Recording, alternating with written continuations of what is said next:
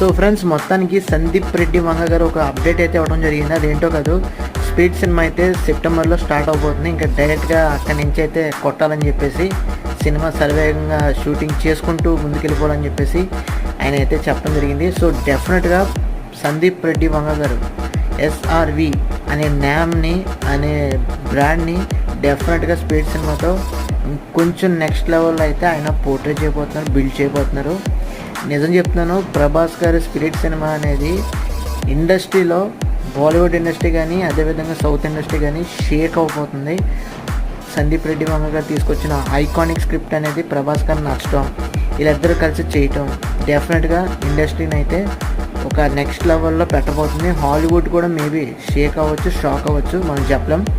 So అది ఓవరాల్గా ప్రభాస్ గారి గురించి, అదేవిధంగా సందీప్ రెడ్డి గారి స్పీడ్ సినిమా గురించి అప్డేట్స్ అయితే మీకు నచ్చా తప్పకుండా మన ఛానల్కి సబ్స్క్రైబ్ చేసుకోండి.